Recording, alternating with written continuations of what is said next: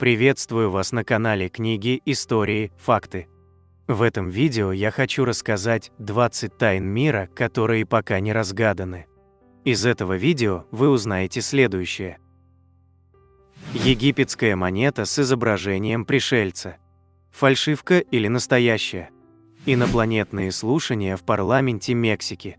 Кем оказались пришельцы-карлики Альберто и Жозефина? В начале 2024 года на Марсе обнаружены руины ритуального комплекса древней цивилизации. Какие тайны открыла древняя скульптура с Урала, которая старше египетских пирамид? Последняя ведьма Британии. Удивительная история Хелены Дункан. Какие секреты хранят таинственные инопланетные каменные статуи Нуку-Хива на острове в Полинезии? Прошу вас подписаться, а также нажать на колокольчик и выбрать все уведомления. А если это видео вам понравится, прошу поставить лайк. Обращаю ваше внимание, что, как и всегда, в конце видео вас ждет очень интересный бонусный факт для всех досмотревших этот ролик до конца, который вам наверняка неизвестен. В заключении этого видео мы разместим самые интересные, популярные, полезные и остроумные комментарии, которые зрители оставляли к предыдущему нашему ролику, а также список наших спонсоров. 1. Египетская монета с изображением пришельца. Фальшивка или настоящая? Пришелец на монете, что может быть круче? Сейчас мы расскажем интересную историю, которая произошла в Египте при раскопках в конце 2016 и начале 2017 года. В просторах интернета начала гулять фотография с изображением пришельца. И утверждалось, что при строительных работах в Египте нашли вот такую старинную монету. Многие просто не верят в подлинность этой монеты, а другие, наоборот, считают, что эти монеты изобрели пришельцы. Но есть несколько фактов, которые опровергают подлинность этой монеты. Факт номер 1. Никаких доказательств подлинности этой монеты нет, ни диаметра, ни веса. Лишь помечается, что монета была серебряной, но опять же доказательств нет. Факт номер 2. Многие считают это и вовсе фотошопом, ведь люди, изучая монету, увидели в ней переделанного Антиноя, так называемого правителя тех времен. Нашлись и те, кто утверждает обратное. Но верить в их доводы или нет – это ваш выбор. Так один ученый в своем докладе написал, что эти монеты являются доказательством того, что Египет посещали инопланетные цивилизации. А пирамиды – это их внеземные базы. Многие уфологи уверены, что личности, которые нашли эту монету, не хотят показывать себя в целях своей безопасности. И вправду, на протяжении последних десятилетий умирали люди, которые занимались изучением истории Египта. И любой уважающий себя ученый не станет говорить о том, что правительство нас обманывает, ибо его научной карьере конец. В интернете создалось две стороны, одна верит, другая не верит. Но если эти монеты и вправду подлинные, то правительству Египта легко удалось ввести нас в заблуждение. Также утверждалось, что такие монеты находились не один раз, но где сейчас эти все монеты, неизвестно. 2. Отпечаток ботинка возрастом 200 миллионов лет. На окаменелостях, которым 200 миллионов лет, обнаружены отпечатки ботинок. Во всем мире существует несколько подобных следов. На сегодняшний день ни одна из официальных теорий не может объяснить такой волнующий факт. Выставка доисторических окаменелостей, представленная некоторое время тому назад в научно-исследовательском институте биологии и географии Академии наук Китая, наделала много шума.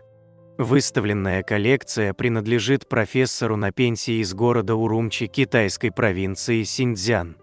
Он начал коллекционировать окаменелости, когда ему было около 30 лет. В частности, одна из этих окаменелостей датируется 200 миллионами лет, и на ней имеется отпечаток обуви. Профессор обнаружил окаменелость на Красной горе в городе Урумчи в 1997 году. Отпечаток сохранился на куске глинистого сланца длиной около 25 сантиметров. На нем ясно различим след ботинка. В области пятки обнаружена окаменелость доисторической рыбы длиной примерно 10 сантиметров. Профессор на пенсии определил, что это отпечаток именно ботинка, основываясь на распределении его веса на сланце. Ученые определили возраст окаменелости доисторической рыбы как приблизительно 200 миллионов лет. Если датировка произведена верно, то это означало бы, что люди носили обувь как минимум 200 миллионов лет назад. Это, по меньшей мере, звучит ошеломляюще, но это не изолированный случай. Это не первый раз, когда исследователи обнаруживают окаменелости рядом с отпечатками обуви или наслоенные в них. Известно, что трилобиты существовали между 280 и 542 миллионами лет назад. Трилобиты – класс панцирных организмов, которые вымерли и сейчас не существуют. Уильям Мейстер, специалист по камням из США, занимался поисками трилобитов неподалеку от Антилоп Спрингс, штата Юта, США, в 1968 году.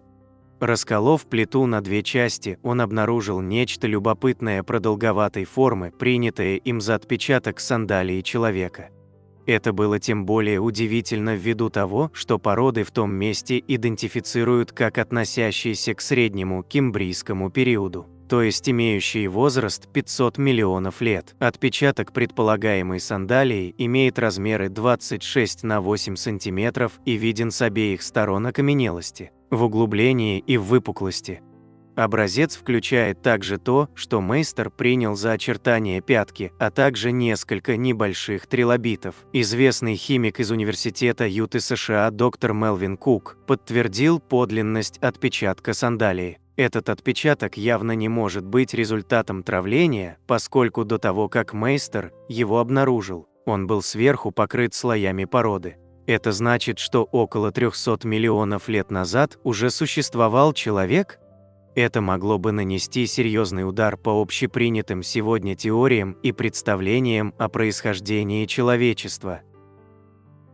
Другие открытия. Один из наиболее примечательных следов был обнаружен в рыбацком каньоне округа Першинг, штата Невада, США, 25 января 1927 года. Когда геолог-любитель по имени Альберт Кнап спускался с небольшого холма в каньон, то упал на окаменелость, лежащую среди шаткой груды камней.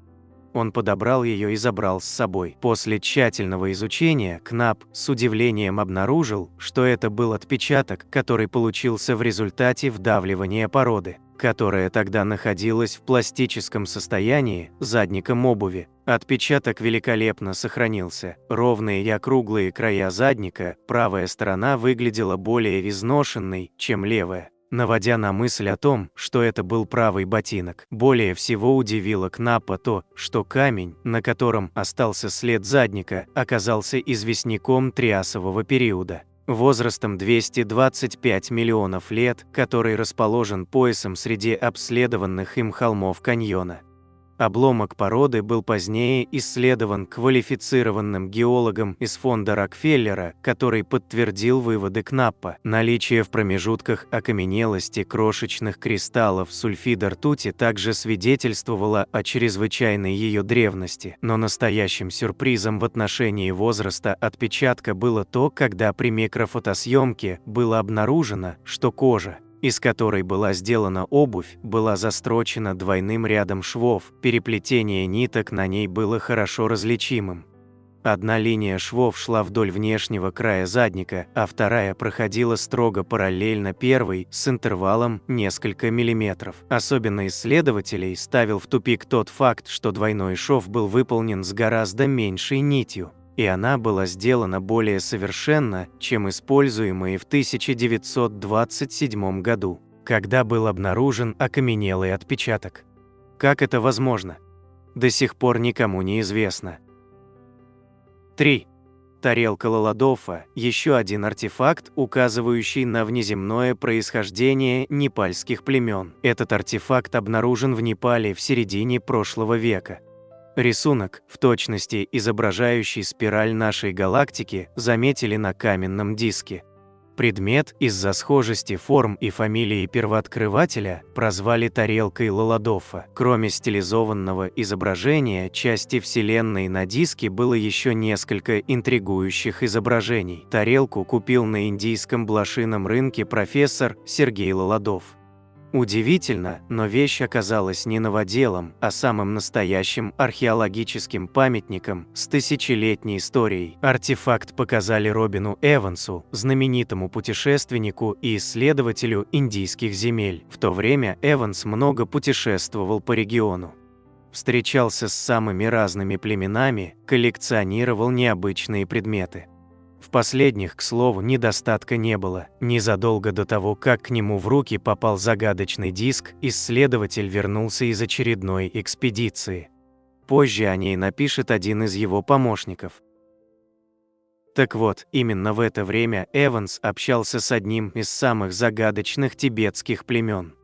Живущие в изоляции низкорослые аборигены считали себя потомками народа Дропа, пришедшего со звезд. Их старейшины общались с белым человеком неохотно, но даже той незначительной информации, что они дали, хватило, чтобы понять. Их предания о внеземном происхождении имеют под собой реальное основание. Легенда затерянного племени довольно проста. 12 тысяч лет назад их пращуры путешествовали среди звезд.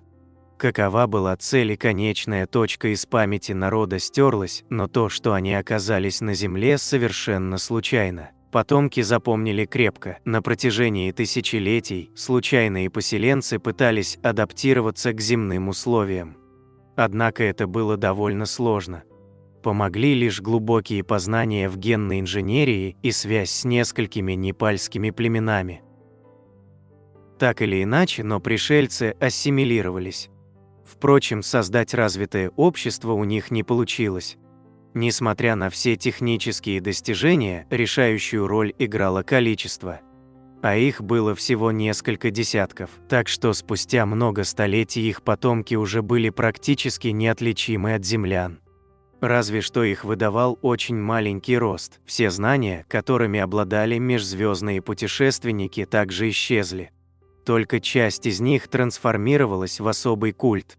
Его придерживались все без исключения аборигены. Эванс провел среди Дропа довольно много времени. Записал несколько легенд. Подробно задокументировал обряды.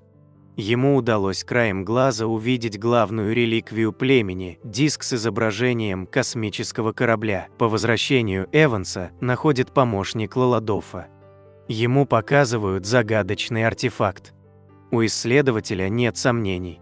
Тот явно принадлежит культуре Дропа. Тарелка Лаладоффа представляла собой плоский каменный диск с изображением светила. Судя по всему, это наше Солнце. От него отходят два спиралевидных рукава. Поверх нанесены изображения гуманоидного существа, странного объекта в форме глаза, нескольких животных. Справа от гуманоида вырезано несколько символов. Что они означают, до сих пор неизвестно. Внешний вид артефакта намекает на непростое происхождение. Глядя на него, складывается впечатление, что какой-то древний автор перенес на него изображения предметов и существ, совершенно не имеющих отношения к Земле. Вот только сделал он это через призму своего понимания. Все это напоминает так называемый культ Карга, когда одичавшие потомки пытаются подражать высокоразвитым предкам, не понимая истинного смысла жестов, слов и действий. Очень похоже, что именно это произошло с древним племенем Дропа. Как часто бывает с подобными артефактами, сегодня его происхождение неизвестно. Судить обо всем можно лишь по двум фотографиям, свободно гуляющим в сети. 4. Инопланетные слушания в парламенте Мексики. Кем оказались пришельцы-карлики Альберто и Жозефина? Уфологи всего мира овациями встретили недавнюю новость о двух пришельцах из Перу, мумии которых выставили на всеобщее обозрение в парламенте Мексики. Но ликование длилось недолго. Ученые быстро начали искать доказательства и заявили, что эти гуманоиды – обычная подделка.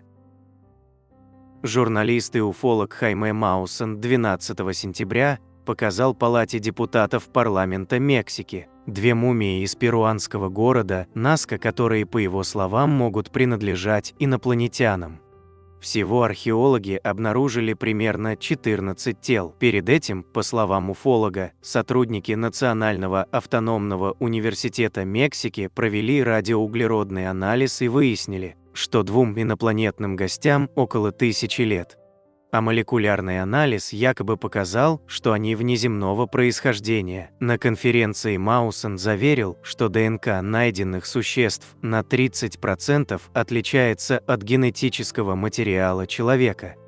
Правда, результаты экспертизы нигде так и не опубликовали, что вызвало у ученых множество вопросов. До презентации депутат от правящей партии Серхио Гутьеррес попросил всех участников встречи встать и поклясться говорить только правду. Уфолог и его соратники, разумеется, выполнили требования и открыли 2 таинственных ящика с перуанскими карликами. Видео и фото с конференции буквально взорвали СМИ и социальные сети. Общество разделилось на 3 группы: уфологов, активно поддерживающих Маусена, ученых, которые пытаются докопаться до истины и доказать обратное, и пытливые умы, просто наблюдающие за ситуацией. Несмотря на негативные комментарии и недоверие, уфологи дополнили свой проект, посвященный внеземным гостям, очередными весомыми доказательствами. Они отметили, что нашли особи разного пола и даже дали им имена – Альберто и Жозефина. Кроме того, специалисты проанализировали тела 2 мумий вдоль и поперек, сделали рентгеновские снимки и провели ряд экспертиз, взяв биологические материалы. Все фото и видео ученые выложили на официальном сайте проекта. Специалисты даже создали 3D-модель скелетов, подробно показав их строение и примерное расположение органов. В теле каждого гуманоида нашли имплантаты из чрезвычайно редких металлов, в том числе осмия. А у Жозефины обнаружили небольшой сюрприз в брюшной части. Правда, исследователи пока не могут понять, что это такое: либо в животе у женской особи яйца, либо 1000 лет назад пришельцы питались камнями. Научное сообщество возмутилось, что экспертизу проводила лишь группа уфологов.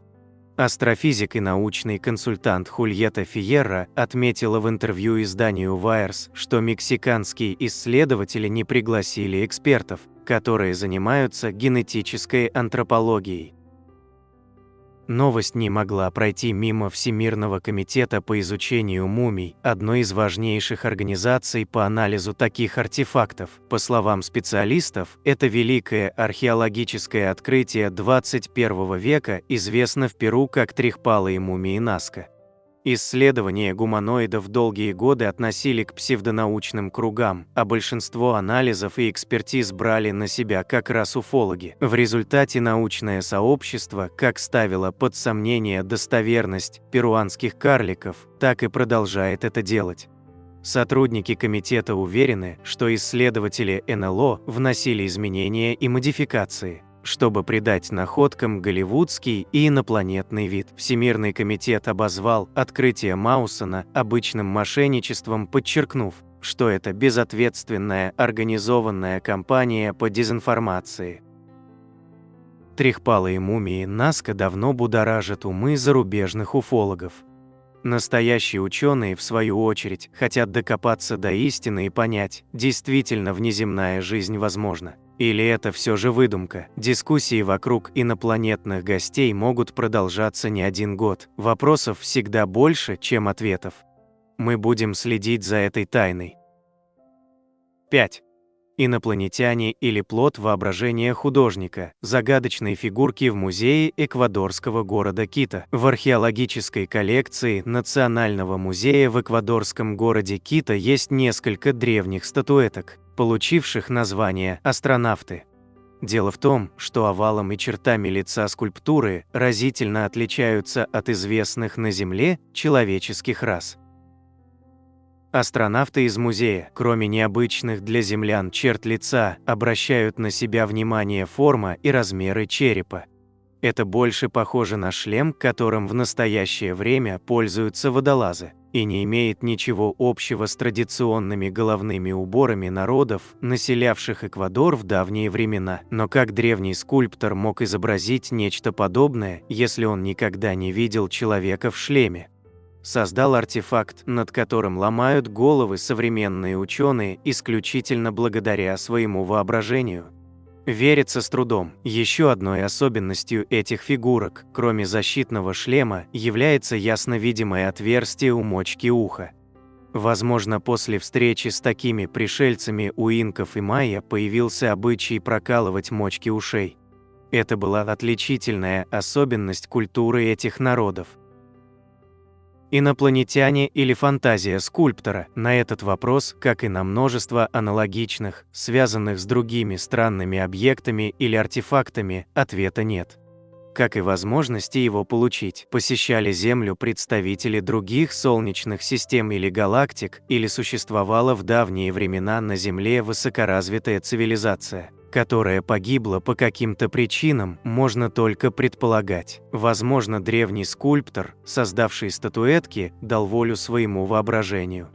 А потомки увидели в этом изображении более привычный им шлем. Возможно, через пару тысячелетий ученые также будут ломать головы над творениями современных скульпторов-авангардистов. Если на планете случится какая-то катастрофа и цифровые носители будут уничтожены. Что могут подумать потомки, обнаружив памятник Петру I работы Церетели в Москве? 6. На Марсе обнаружены руины ритуального комплекса древней цивилизации. В начале 2024 года официальные лица НАСА подтвердили гибель первого марсианского вертолета Ingenuity. После достаточно продолжительной службы этот экспериментальный аппарат вышел из строя. Хоть с ним и сохраняется связь посредством ретранслятора, последние снимки дали четко понять, что американское чудо техники более не взлетит, у него пострадала одна из лопастей винта и вышел из строя ротор. Тем не менее, за 3 года работы Ingenuity успел порадовать интереснейшими снимками Марса. Ну а раз мы заговорили про Красную планету, как тут не прокомментировать недавнюю партию новых фотографий? Как обычно, мы не будем заострять внимание на панорамных пейзажах, а перейдем к изображению, которое, по мнению специалистов, может иметь отношение к древней марсианской цивилизации. Вполне возможно, что на Марсе когда-то жили развитые разумные существа. Неизвестно, до какого уровня им удалось развиться, но объектов, похожих на каменные сооружения и руины древнейших построек на Красной планете, хватает. В этот раз многочисленные исследователи марсианских снимков обнаружили на нескольких из них мегалитический комплекс, напоминающий по внешнему виду Стоунхендж или аналоговую постройку. Сооружение получило даже официальное название Маршендж. Речь идет не просто о разбросанных каменных глыбах. Вокруг этого образования имеется характерный для рва след, сами камни образуют окружность. Вся конструкция расположена на возвышенности, негласно ее назвали марсианским курганом. По оценке исследователей, данный комплекс может быть как ритуальным, так и техническим сооружением. Однако, как и во всех марсианских открытиях, на сегодняшний день невозможно точно установить возраст и природу происхождения Маршенджа. С одной стороны, действительно достаточно подозрительно, что данная конструкция располагается именно на возвышенности, вокруг которой имеются следы идеально ровного рва. С другой стороны, на Земле мы знаем множество случаев, когда природа создает такие объекты, что диву даешься. В любом случае, снимок, полученный с автоматической межпланетной станции, является весьма интригующим. Дело в том, что поблизости на сотни метров вообще нет никаких камней и выступов. Создается впечатление, что комплекс строился специально в этой местности, чтобы выделяться из общего плана. Так что лучшего расположения, чем здесь, было бы сложно найти. Делать какие-то далеко идущие выводы рановато, но в копилку потенциальных руин древней цивилизации на Марсе Маршендж отправляется. 7. Хьюстонская горгулья. В 1986 году сотрудник НАСА Фрэнк Шоу поздно вечером покинул свой офис и быстро пошел к своей машине. Его смена длилась долго, и ему очень хотелось вернуться домой. Но все мысли о доме вылетели из головы, когда он посмотрел на здание НАСА и увидел черную фигуру, сидящую на одном из его углов. Впоследствии Шоу описывал фигуру, напоминающую гуманоидное существо с чем-то вроде плаща, накинутого на плечи. Находясь в состоянии шока, Шоу подумал, что это могла быть горгулья. Он также утверждал, что видел два массивных крыла, выступающих из-за спины существа. В конце концов, придя домой, Шоу рассказал своей семье, что он видел. Он заявил, что горгулья смотрела прямо на него. Когда крылатое существо исчезло, Шоу подбежал к своей машине и в ужасе уехал. Естественно, большинство из услышавших эту историю скептически отнеслись к рассказу Шоу, но его семья встала на его сторону. Тем не менее, близкие предупредили его о том, что он должен держать свое наблюдение в секрете от начальства, чтобы не прослыть безумцем. Шло время, Шоу продолжал размышлять над увиденным и в конце концов набрался смелости, чтобы рассказать своему шефу, несмотря на советы семьи. К великому удивлению Шоу, его начальник сказал ему, что и другие сотрудники сталкивались с подобным.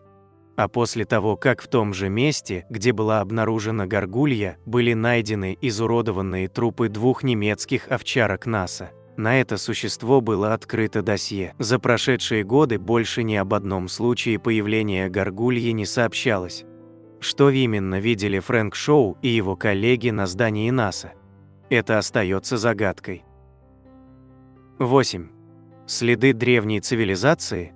Тайна стены Кайманава в Новой Зеландии. Так называемую стену Кайманава обнаружили еще в XIX веке. Однако в мире о ней заговорили лишь после 1996 года, когда ее упомянул в своей книге исследователь-историк Барри Брейлсфорд. Это каменная структура, состоящая из нескольких огромных каменных глыб в два ряда. Находится глубоко в лесу Кайманава на новозеландском острове Северный. На первый взгляд структура кажется естественной скалой с ровными линиями разлома. Однако линии эти уж больно ровные не только вертикально, но и горизонтально, и действительно напоминают часть рукотворной стены, созданной циклопическим способом, то есть ровно уложенные огромные блоки без связующего раствора.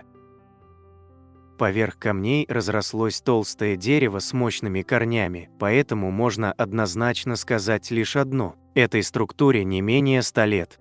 Но насколько она в действительности старая, сказать куда сложнее. По версии самого Брейлсфорда и другого исследователя Дэвида Чилдреса, стена была построена задолго до прибытия сюда племен Маори 1200 лет назад. Если бы эту информацию удалось доказать, то пришлось бы переписывать все учебники по истории Новой Зеландии. А в самой Новой Зеландии разразились бы ожесточенные дискуссии среди племен Маори.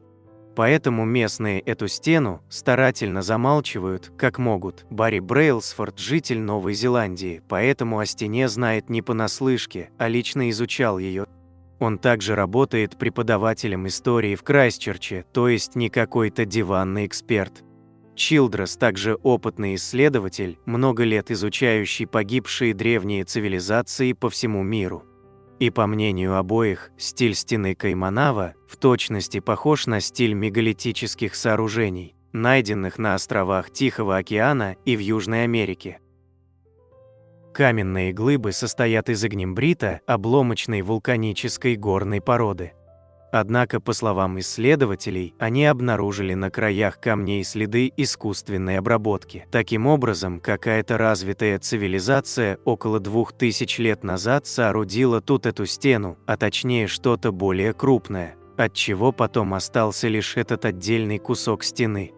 Возможно, сооружение было разрушено извержением вулкана. Однако на сегодняшний день не существует никаких данных о цивилизации, обитавшей на острове Северный и в целом в Новой Зеландии до прибытия сюда полинезийцев. Ее следы в том числе не были обнаружены и археологами. Существуют 3 теории о том, что такое стена Кайманава. 1. Реальная древняя часть стены, построенная неизвестной цивилизацией около 2000 лет назад. Возможно, это были азиаты. 2. Остатки заброшенного лесопильного сооружения, построенного максимум 100-200 лет назад. Правда, кому бы взбрело в голову строить лесопилку из огромных каменных блоков, эта версия умалчивает. 3. Естественное природное образование, игнимбриты, склонны к ровному раскалыванию во время процесса охлаждения. Загадку решат крысы, возможно, тайну стены Кайманава решат крысы. Самые древние останки крыс, найденные в Новой Зеландии, датируются как раз 2000 лет. При этом крысы не являются местными животными, они попали сюда откуда-то с другого места. А как крысы могли сюда попасть в условиях, когда в те века сюда еще не приезжали лодки полинезийцев? Историки не особо верят версиям о том, что крысы могли бы приплыть сюда на бревнах или иных природных средствах передвижения. Как крысы в основном распространяются по миру, известно уже давным-давно, они идут вместе с человеком. Таким образом, около 2000 лет назад в Новой Зеландии явно присутствовали люди. Правда, были ли они теми самыми, кто построил эту стену, или они бывали тут просто мимоходом, пока неизвестно. 9. Сокровище рейса SWR-111. 2 сентября 1998 года рейс 111 авиакомпании Swissair упал в Атлантический океан примерно в 8 километрах от бухты Пегги в Новой Шотландии. В результате аварии погибли все 229 пассажиров и членов экипажа на борту McDonnell Douglas MD-11. Расследование и поиск останков длились 4 года. Вслед за этим последовал вывод, что причиной катастрофы стало короткое замыкание и легковоспламеняющиеся материалы в конструкции самолета, из-за чего огонь стремительно распространился на борту. Через некоторое время после крушения выяснилось, что на самолете была картина Пикассо почти 50 килограммов наличных денег, а также 5 килограммов драгоценных камней, включая алмаз из Американского музея естественной истории в Нью-Йорке. Ничто из этого так и не было найдено. После аварии вокруг места катастрофы на год была создана зона отчуждения протяженностью 2 километра. Когда эта зона была открыта, искатели сокровищ могли испытать удачу. Хотя вероятнее всего, что ни один из ценных предметов не пережил авиакатастрофу. Их пункт назначения и то, нашли все-таки сокровища или нет, остается загадкой. 10. Призрачные кенгуру. Какое-то время назад, в 2019 году, в социальных сетях распространилась фотография кенгуру, прыгающего в снегу в Австралии. Однако это было далеко не так странно, как наблюдение кенгуру-призрака в разных местах США. О самом первом появлении было сообщено в 1899 году в Висконсине. Затем, после нескольких лет тишины, преподобный Хэнкок вместе с несколькими другими свидетелями заметил призрачного кенгуру в Теннесси в январе 1934 года. Это конкретное животное обвиняли в убийстве собаки, кур и овец. По словам нескольких людей, которые утверждали, что видели призрачных кенгуру, существа имеют высоту до 1,7 метра и светящиеся глаза. Несколько лет спустя, между 1957 и 1967 годами, многие сообщали, что видели этих существ в Миннесоте, а в 1974 году сотни были свидетелями присутствия кенгуру в Чикаго. Были даже сообщения о животном, облюбовавшем парк Золотые ворота в Сан-Франциско в 1980 году. Во время наблюдений связывались с местными зоопарками, но о сбежавших кенгуру не сообщалось. Утверждается, что одно из животных было насмерть сбито автомобилем в 1981 году, но и водитель, и существо исчезли до начала какого-либо расследования. 11. каменный круг Мзора. В 11 километрах от Асила в Марокко мегалитический каменный круг под названием Мзора стоит на страже над холмами. Существование круга впервые было задокументировано в 1830 году нашей эры. Изначально в нем было 175 камней, теперь же 168, самый высокий из которых имеет высоту более 5 метров. В центре круга находится курган, а диаметр сооружения составляет более 55 метров. В первом веке нашей эры римский полководец Квинт Серторий считал Мзору могилой Антея, гиганта, убитого Гераклом во время одного из его подвигов. Он отметил, что останки 25-метрового человека были найдены внутри круга, но их немедленно закопали снова. Во время раскопок на этом месте в 30-х годах не было обнаружено никаких останков. Так же, как и при дальнейших исследованиях в 70-х годах. Исследования показали, что Мзора очень похож на подобные мегалиты в Европе. Вполне возможно, что возводились они одной и той же культурой. Круг вписан в так называемый треугольник Пифагора, как и аналогичные сооружения в Британии, как и в случае с другими мегалитическими кругами. Есть гипотеза, что камни использовались в качестве календаря и для фиксации астрологических событий. Другие считают, что это было место культа или что круги были посадочной площадкой для инопланетных кораблей. Но истинное назначение Мзора остается неизвестным. 12. Пропавший вулкан. В 1469 году Европу поразил мини-ледниковый период. Флора практически исчезла, появились сообщения о вымерзании рыбы в водоемах. За 4 года до этого люди, присутствовавшие на свадьбе короля Неаполя Альфонса II, с благоговением смотрели на небо, когда темнело солнце. После этого дня погода в Европе стала ухудшаться. Германия была затоплена до такой степени, что гробы были обнажены на кладбищах, целые деревни были сметены, а в Польше горожане перемещались на лодках, поскольку неумолимо лил дождь. Никто не осознавал, что гигантский вулкан за тысячи километров проснулся и выбросил облако пепла настолько большое, что оно накрыло Землю. Это привело к самому холодному десятилетию на многие века вперед. В 2009 году ученые обнаружили сернистый слой в слоях снега 1809 и 1810 годов во время экспедиции в Антарктиду и Гренландию. Находка показала, что имел место вулканический взрыв, который мог подбросить обломки почти на 50 километров в воздух. Ученые обнаружили последствия извержения, произошедшего тысячи лет назад.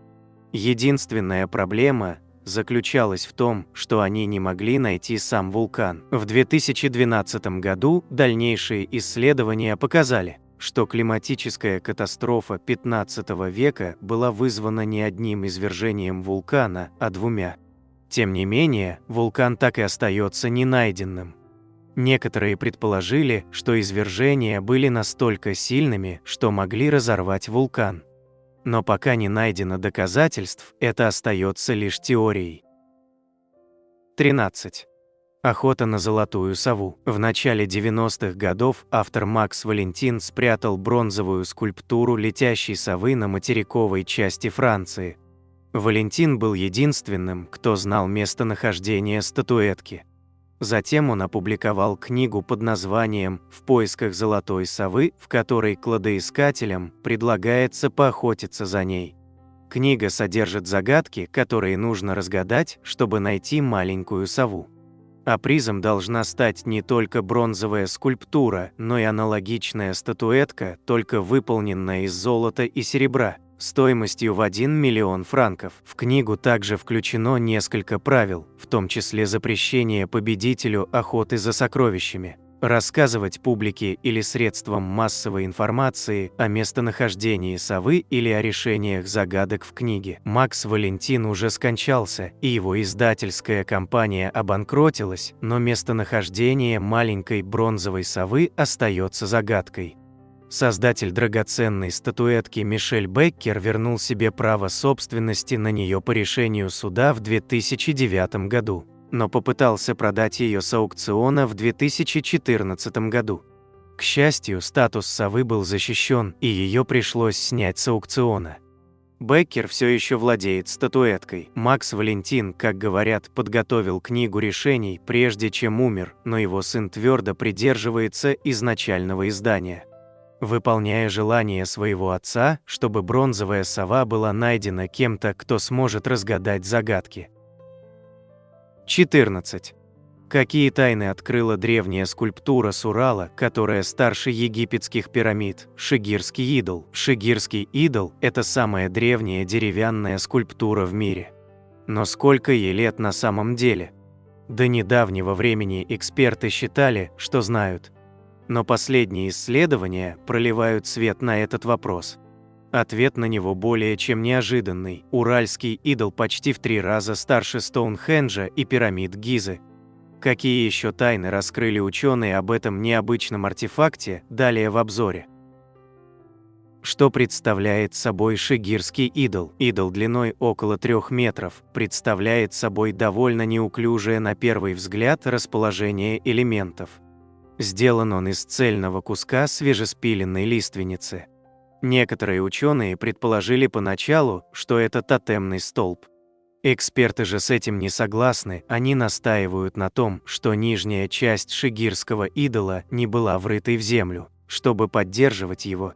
Скорее он был прислонен к дереву или, что более вероятно, к скале на берегу реки. Идол полностью разрушил понимание ученых о раннем периоде ритуального искусства охотников-собирателей в конце ледникового периода. Тесты показали, что шигирский идол намного старше, чем думали вначале. Ученые определили, что его возраст насчитывает почти 12 тысяч лет. Это на 7 тысячелетий больше, чем Стоунхенджу и египетским пирамидам.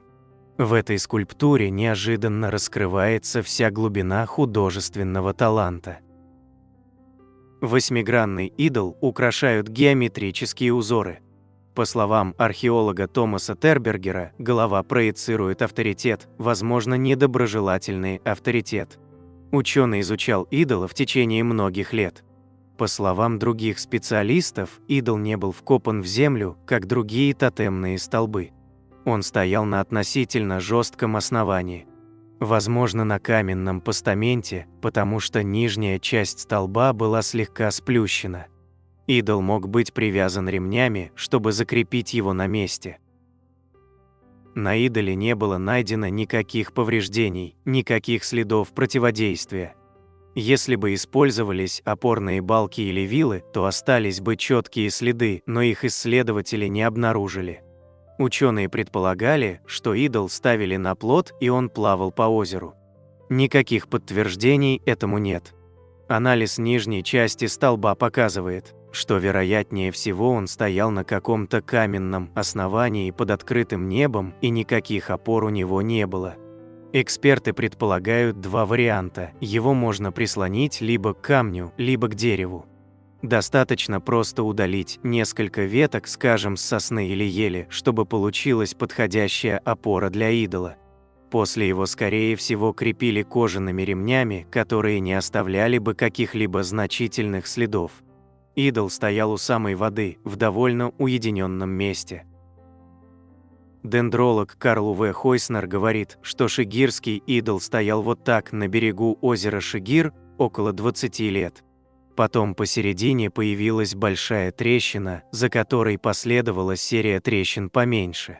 Идол упал в воду, где плавал около года, а затем опустился на дно озера, и вокруг него сформировались залежи торфа. Истинный возраст самой древней деревянной скульптуры в мире. Раньше считалось, что ему около нескольких сотен лет. Метод радиоуглеродного датирования, использованный для определения возраста скульптуры в 2018 году, показал, что ей 11 600 лет. Позже эксперты использовали еще ряд передовых методов для изучения идола. Были испробованы даже принципы ядерной физики, скульптуру исследовали на атомном уровне. Конечно, неудивительно, что вначале специалисты пришли к ошибочному выводу. Ведь это поистине древнее чудо превосходно сохранилось. Это очень мешало истинной оценке.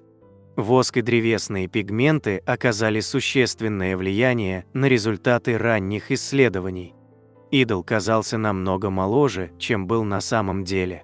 После ученые тщательно изучили необработанные образцы и смогли определить истинный возраст скульптуры. Шигирский идол – загадка Сибири. Ранние исследования утверждали, что этот идол эпохи мезолита изображает демонов. В нашем современном понимании это слово имеет лишь негативный окрас. На самом же деле у него весьма широкий диапазон значений, от дьявола до прекрасного гения.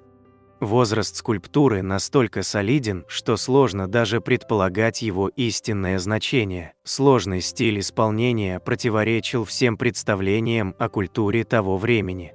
Идол не воспринимался слишком серьезно. Некоторые ученые даже называли его подделкой. Дело может быть в том, что ритуальное искусство более разнообразно, чем изображение животных и сцены охоты, связанные с периодом мезолита, также называемым Средним каменным веком. Как обнаружили шигирский идол? Шигирский идол очень примечателен тем положением, в котором он был найден среди Уральских гор в Сибири. Горняки в поисках золота в Шигирском торфяном болоте, отсюда и название скульптуры, вытащили его фрагменты из ила более 100 лет назад. Он лежал на глубине почти 5 метров. В этих условиях идол находился в археологическом эквиваленте выставочного зала. На протяжении веков торф помогал ему прекрасно сохраниться.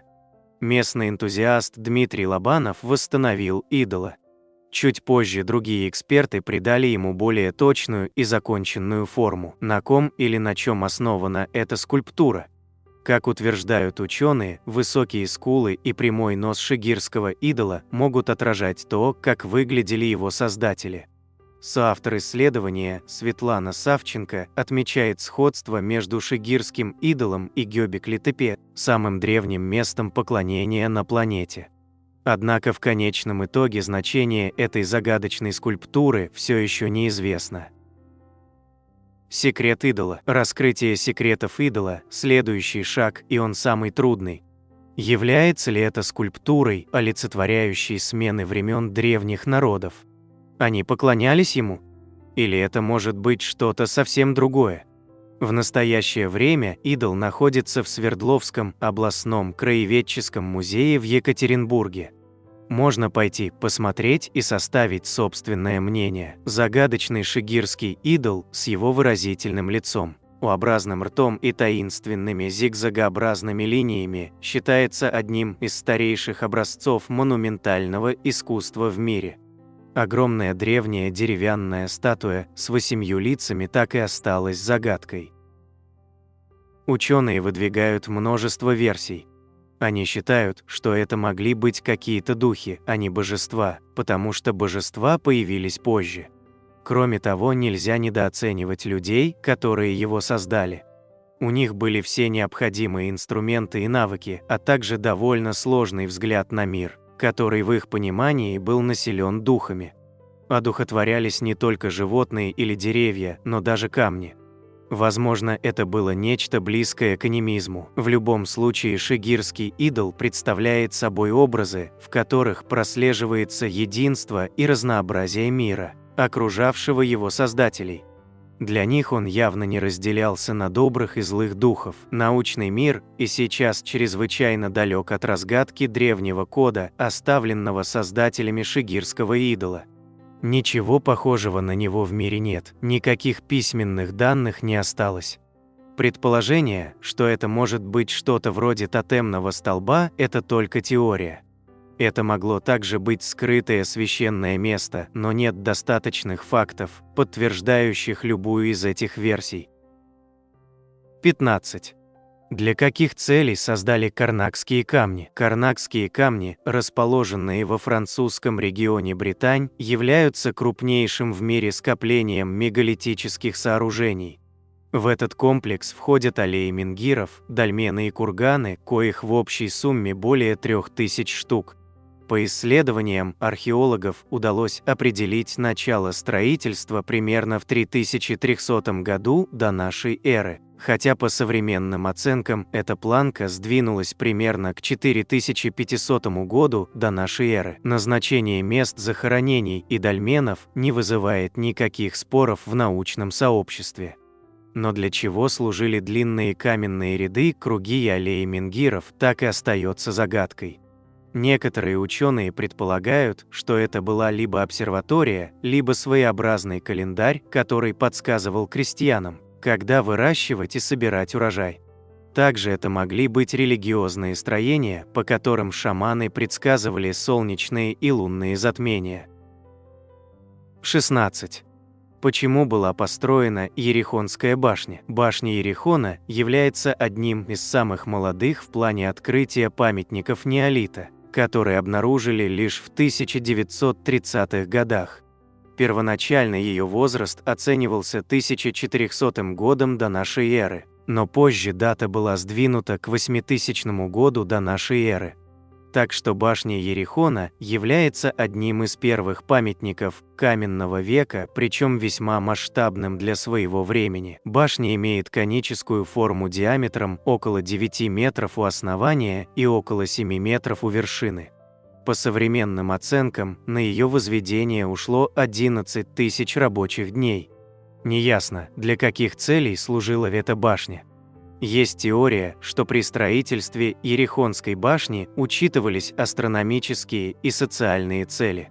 Также есть мнение, что она могла использоваться для оборонительных целей. Однако не было найдено никаких следов вторжений в этом районе во время строительства.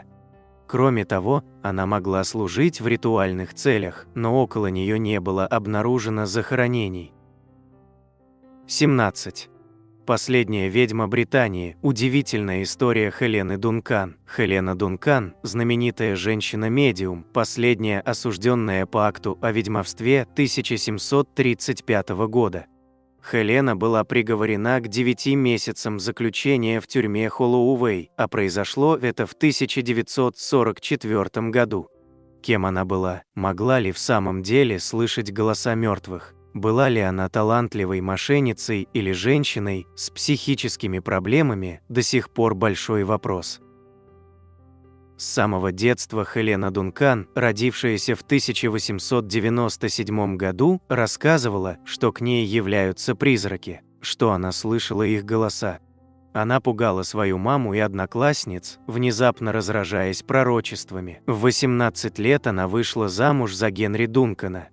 Генри воевал в Первой мировой, домой он вернулся инвалидом, так что многое в семье ложилось на плечи Хелены.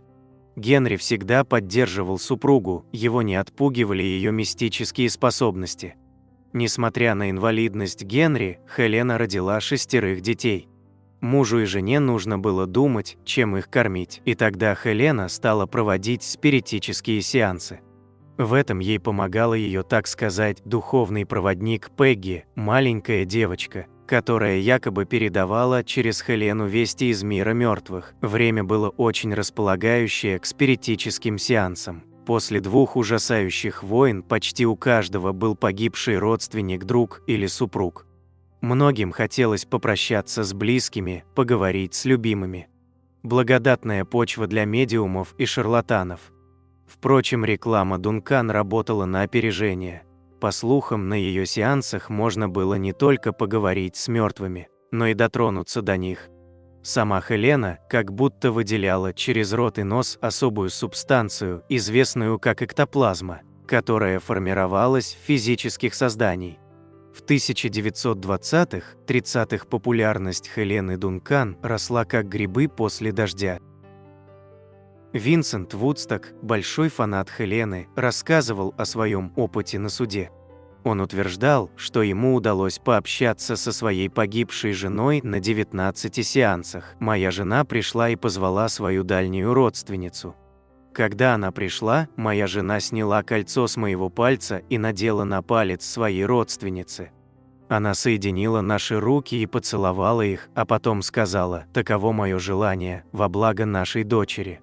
Через год после этого мы с этой женщиной поженились, и во время следующего сеанса моя жена выразила радость по этому поводу. Но далеко не всем понравилось то, что они увидели или услышали на сеансах. В 1928 году фотограф Харви Мэткалф сделал серию фотографий Хелены и вылезающих из нее духов. Он же утверждал, что эктоплазма – не что иное, как ткань и папье-маше. 3 года спустя ее работу исследовал известный охотник на привидений Гарри Прайс из Лондонского альянса спиритуалистов. Выяснилось, что эктоплазма представляла собой марлю и бумагу, смешанную с яичным белком. По слухам, уловка Дункан заключалась в том, что она глотала все это перед сеансом, а затем просто, как бы сказать, выдавала это обратно. Несмотря на это, тех, кто желал верить, всегда было больше, чем скептиков, так что бизнес Хелены и ее мужа процветал. Но в 1933 году пара все-таки попалась, Хелену оштрафовали и запретили заниматься мошенничеством. Разумеется, ее это не остановило. Самое удивительное пророчество прозвучало в 1941 году. Хелена объявила, что с ней связался некий моряк, погибший на британском линкоре HMS Бархэм. Дух также заявил, что погиб он не один, а вместе с 800 людьми на судне, которое было торпедировано немецкой подводной лодкой. Самое удивительное заключалось в том, что все сказанное Хеленой было правдой. Правдой тревожной, потому что информация была секретной, и военное ведомство, и британское правительство не раскрывало ее. Сделав вывод, что раз Хелена не получила этих сведений из рук британцев, скорее всего, ей доложили об этом с вражеской стороны. За ее сеансами стали следить очень внимательно, а в 1944 году арестовали. Впрочем, некоторые исследователи уверены, что тайна утонувшего линкора не была такой уж тайной. Исследователь Грэм Дональд писал, что несмотря на то, что о катастрофе действительно старались не распространяться, но письма с соболезнованиями получили семьи 861 моряка, так что секрет был не таким уж секретом. Суд над так называемой ведьмой стал сенсацией. В качестве свидетелей пригласили всех, кто когда-либо присутствовал на спиритических сеансах, их просили описать духов, которые им являлись. Так, к примеру, выяснили, что материализовавшаяся Пегги всего-навсего крошечная кукла, а никакой не призрак. Так, в 1944 году Хелена Дункан стала последней осужденной по акту о ведьмовстве. Ее приговорили к 9 месяцам тюрьмы, но сама Хелена отрицала свою вину: «Я ничего не сделала». Есть ли Бог? В 1945 году после освобождения Хелена обещала прекратить сеансы, но обещание не сдержала. В 1956 году ее вновь арестовали. Тогда-то она и умерла. Некоторые спиритуалисты писали, что Хелена умерла во время транса из-за того, что полиция его прервала. Но на самом деле в ее смерти не было ничего странного. Хелене было 59, и она долго болела до того. У нее были проблемы с сердцем. Эта история оставляет много вопросов без ответов. Была ли Хелена Дункан настоящим медиумом, или же она была обычной мошенницей? Может ли контактировать с миром мертвых настоящий медиум, или это все-таки миф? Как могла Хелена получить информацию о крушении корабля и использовать ее во время сеанса? Возможно, мы никогда не узнаем ответы на эти вопросы, но именно это и делает эту историю очень загадочной и интересной. 18. Какие секреты хранят таинственные инопланетные каменные статуи Нуку-Хива на острове в Полинезии? Нуку-Хива – это самый большой остров в Полинезии. Кроме того, что он самый крупный среди Маркизских островов, он особенно знаменит своими загадочными каменными изваяниями. Они разбросаны по всему острову. Большая часть из них расположена в маленьком селении под названием Тамихеа-Тохуа. Ученые говорят, что все эти странные монументы были созданы в период с XI по XIV век. Возможно, что эти статуи – это древние божества нукухиванцев. Более глубокое изучение их происхождения погружает в чрезвычайно интересную историю и невероятно богатую культуру Нуку-Хивы, открывая массу тайн. Легенда о происхождении Нукухива. У нукухиванцев, как у любого народа, есть свои легенды о том, кто они и откуда взялись. Эти повествования рассказывают о том, как верховное божество Она однажды решил угодить своей любимой супруге. Он сказал, что создаст всего за один день для нее самый прекрасный дом на земле. Он собрал горы камней и земли, насыпал из них Маркизские острова.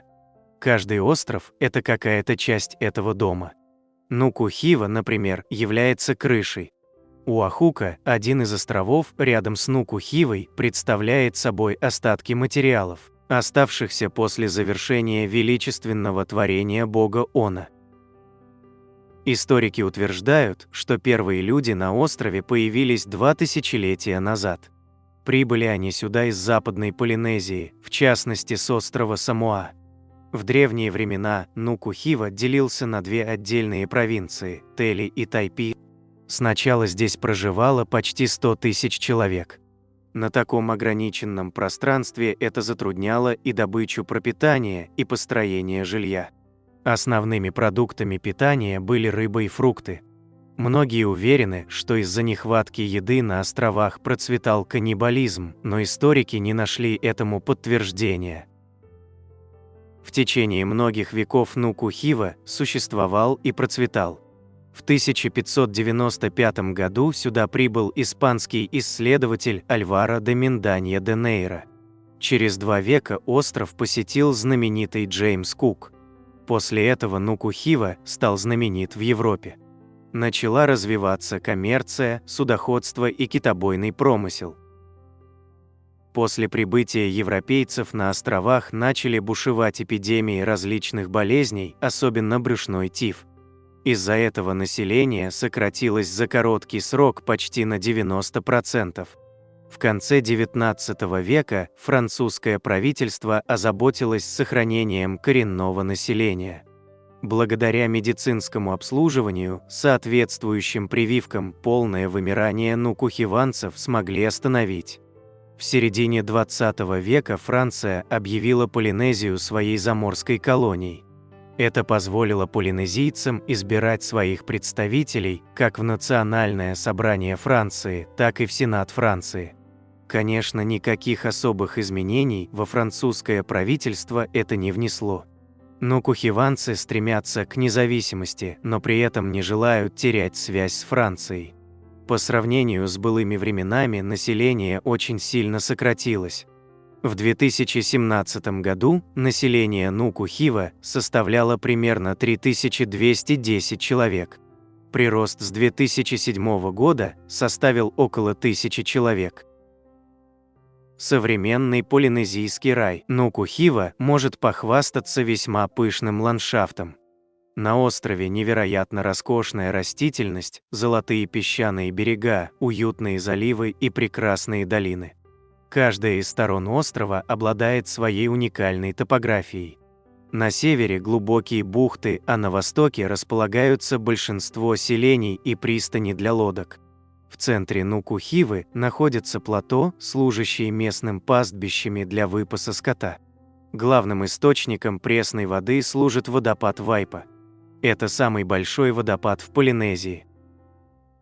Современные нукухиванцы живут за счет природных ресурсов и туризма. Питание состоит из разнообразных фруктов и овощей. Из злаков в основном это рис, но также присутствует и пшеница, из которой выпекают французский хлеб. Мясо тоже есть, но в меню оно ограничено в основном козлятиной.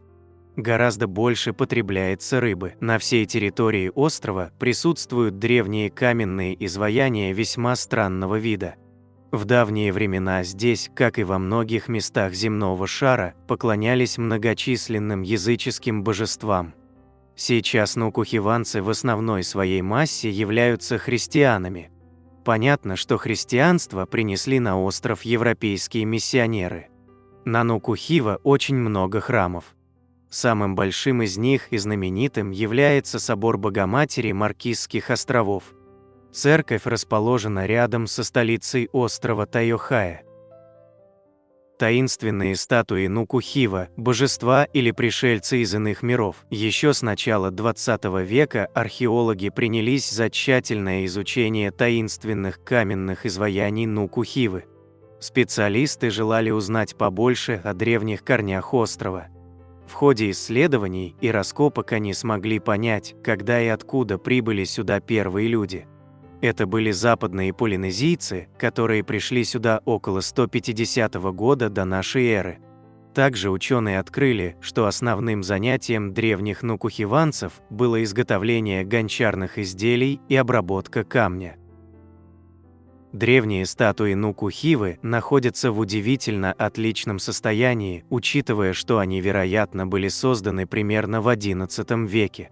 Изваяния сохранились до мельчайших деталей, на них мало сколов и трещин. Это говорит об искусном мастерстве древних нукухиванцев. Скульптуры сделаны из смеси красной глины и вулканической породы. Все это по сей день присутствует на острове в довольно больших количествах. Все статуи абсолютно разные. Они изображают различных живых существ. Особенностью этих памятников является то, что все они имеют некоторые схожие черты: большие головы, гигантские глаза, приземистые тела и короткие конечности. Некоторые из них вырезаны в традиционной одежде, в то время как на других вообще она полностью отсутствует. Возможно, это разный художественный стиль, а возможно, что воздействие времени и погодных условий. Самую крупную скульптуру назвали по имени острова Нуку-Хива. Местные называют эти памятники тики. Каждый из них служит какой-то определенной цели. Одни предназначены для того, чтобы исцелять и благословлять. Иные могут дать мудрость или оказать помощь в любви. Есть те, что считаются существами-защитниками. Они призваны оберегать остров от военной агрессии со стороны. Уфологи, конечно же, утверждают, что эти монументы являются свидетельством контакта нукухиванцев с инопланетянами. По их мнению, рептилообразные маленькие тела с большими глазами могут принадлежать лишь пришельцам с других планет. Они даже утверждают, что одежда, вырезанная на статуях, это на самом деле скафандр. Однако историки говорят, что гораздо более вероятно, что они просто представляют определенный и распространенный в то время художественный стиль. Это подтверждается подобными каменными статуями божеств, найденными по всему миру в десятках других древних культур с аналогичными пропорциями. Поклоняются им сегодня достаточно мало людей. Они считают, что статуи могут исполнять желания, если относиться к ним с должным уважением. Сберечь Нуку-Хиву. На Нуку-Хиве все еще продолжаются раскопки. Ученые стремятся узнать как можно больше подробностей о фантастически богатой древней культуре острова. Постоянно археологи открывают все больше новых памятников, специалисты дополняют и без того богатую историю острова. Власти острова также оказывают большую поддержку для дальнейшего сохранения и защиты открытий, сделанных в ходе этих раскопок, особенно найденных древних каменных божеств. Несколько лет назад власти Маркизских островов подали заявку на включение Нуку-Хивы в список всемирного наследия ЮНЕСКО. Это вызвало недовольство местных жителей. Они считают, что могут и сами позаботиться о своем культурном наследии. Кроме того, много скульптур находится в общинах полинезийцев, которые не хотят, чтобы правительство совало свой нос в их земли. Некоторые коренные жители думают, что Франция, предпринимая такой шаг, хочет утвердить острова как часть французского наследия. По мнению местных, это недопустимо, ведь они существовали задолго до того, как сюда пришли европейцы, а Франция установила свою власть. Несмотря на это, все стороны согласны с тем, что статуи Нуку-Хива – это невероятно важный аспект культуры Маркизских островов, и они нуждаются в защите. Культура должна быть сохранена для будущих поколений. Это драгоценное наследие, и нельзя позволить ему исчезнуть с лица земли. 19. Загадочный ярко-красный шар. В 1977 году в США произошло необычное явление, которое до сих пор остается загадкой для ученых и любителей тайн. Тогда жители города Маунтин-Вью в штате Калифорния сообщили, что видели над городом неопознанный объект, который описывался как ярко-красный шар. Этот шар был замечен несколько раз в течение нескольких недель, а его видели не только жители Маунтин-Вью, но и в соседних городах. Некоторые люди утверждали, что видели, как объект меняет форму и цвет, а также движется в воздухе с очень большой скоростью. Небольшая группа ученых из НАСА решила исследовать этот объект и выяснить, что это может быть. Они установили радар на крыше здания в Маунтин-Вью и начали отслеживать движение неопознанного объекта. В течение нескольких дней ученые наблюдали странные перемещения объекта, который казался не подчиняющимся законам физики. Однако в конце концов объект исчез, и никто не знает, что это было на самом деле. С тех пор ученые продолжают исследовать этот случай и пытаются найти объяснение для этого явления. Некоторые ученые утверждают, что это было просто необычное метеорологическое явление, а другие считают, что это был настоящий НЛО. Однако до сих пор остается много вопросов без ответов, и этот случай продолжает привлекать внимание многих людей, которые интересуются тайнами космоса и неизведанным. 20. Круги на траве. В 1971 году в городе Линкольн, штат Небраска, произошло странное происшествие, которое до сих пор не может быть объяснено научно. Тогда жительница города по имени Луиза сообщила в полицию, что в ее саду появился огромный круг на траве, диаметр которого составлял более 15 метров. Полиция решила проверить эту информацию и прибыла на место происшествия. Они увидели, что круг на траве действительно существует, и он был настолько идеальным, что мог быть нарисован только с помощью какого-то специального инструмента. Круг не имел никаких следов транспорта или оборудования, которые могли бы вызвать такое явление. Полицейские решили, что это был просто некий хулиганский розыгрыш, но когда они начали исследовать этот круг на траве, то обнаружили, что трава внутри круга была выжжена, а земля была очень горячей на ощупь. Когда в полицию поступили сообщения о том, что в районе происшествия видели некое странное светящееся тело, полицейские начали подозревать, что это могло быть связано с НЛО. Однако никаких доказательств этого не было найдено. С тех пор этот случай остается загадкой, и никто не знает, что на самом деле произошло в тот день в Линкольне. Многие люди считают, что это было явление, связанное с НЛО, а другие утверждают, что это не более чем чей-то хулиганский розыгрыш. На этом я бы хотел закончить это видео с 20 тайнами мира, которые пока не разгаданы. Ну и уже по традиции, для всех досмотревших этот ролик до конца предлагаю узнать бонусный факт. Бостонский призрачный поезд. В 1921 году в Бостоне произошла странная серия событий, которая до сих пор остается загадкой. В течение нескольких недель жители города начали сообщать о том, что они видели призрачный поезд, который медленно проезжал через городские улицы. Поезд был необычно длинным и состоял из черных вагонов, которые казались очень старыми и покрытыми пылью. Очевидцы утверждали, что поезд двигался без звука и был виден только на короткий момент, прежде чем исчезнуть в воздухе. Некоторые люди также сообщили, что они слышали громкие звуки, напоминающие стоны и крики, и что поезд был окружен облаком тумана. После нескольких дней сообщения о призрачном поезде прекратились, и никто не знал, что произошло. Некоторые люди считали, что это было мистическое видение, другие думали, что это была просто массовая иллюзия. Однако никто не мог объяснить эту загадочную серию событий. И история о призрачном поезде до сих пор вызывает интерес и любопытство. Вот такими у нас получились 20 тайн мира, которые пока не разгаданы. На экране вы можете увидеть несколько комментариев из предыдущего ролика. Надеемся, вам понравился материал, который мы собрали для вас. Оставляйте комментарии, ставьте лайки, делитесь своим мнением о ролике, предлагайте темы, которые вы хотели бы услышать в новых видео. Все это очень важно для нас и позволяет продолжать радовать вас новыми, надеемся, еще более интересными видео. Отдельно хочу поблагодарить всех поддержавших наш канал материально зрителей в это непростое время. Их имена вы можете увидеть на экране вашего устройства прямо сейчас и в описании ролика. Благодарю за просмотр этого видео и прошу подписаться на канал Книги, Истории, Факты, нажать на колокольчик и выбрать все уведомления. Вам наверняка понравится. Я расскажу еще много интересного и познавательного. Прошу при возможности помочь каналу, заглянув в описание этого видео и поддержать любым удобным способом.